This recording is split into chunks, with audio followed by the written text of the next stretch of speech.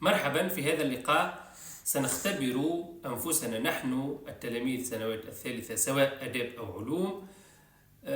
سنختبر أنفسنا في امتحان. إذن هذا الفيديو هو اقتراح مني لامتحان بالنسبة يناسب مستوى السنوات الثالثة.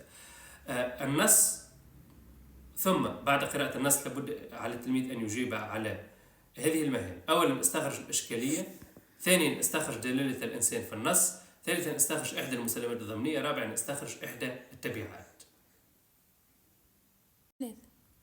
طبعا من المحبذ أن يوقف التلميذ الفيديو ثم يختبر نفسه ويشتغل على هذه المهارات، ثم ينظر في الإصلاح الذي سأقدمه الذي سيظهر لكم في الشاشة.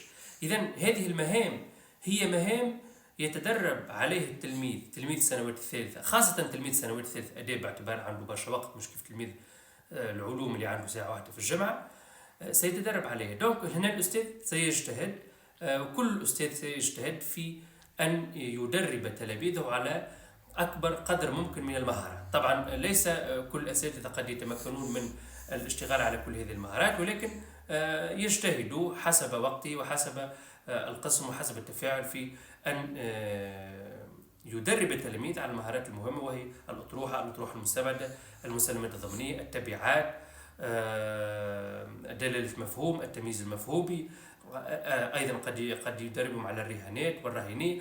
إذن ما أمكن من المهارات التي سينتفع بها التلميذ في البكالوريا في السنة القادمة. إذن الإشكالية، إشكالية النص، الإشكالية هي أن نستخرج المشكل الذي يحرك النص والإجابات الممكنة على هذا السؤال المركزي.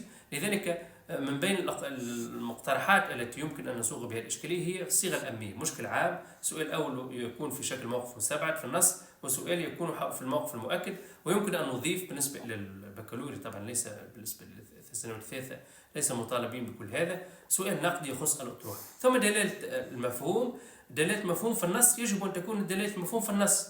حينما نقول عرف الإنسان في النص فيجب أن تعرف الإنسان من خلال النص، وليس تعرف الإنسان من خلال يعني ما تعرفه أو إلى غير ذلك. المسلمات الضمنية هي الأفكار المخفية الموجودة ولكنها مخفية، والتبعات هي النتائج. وشكرا على المتابعة.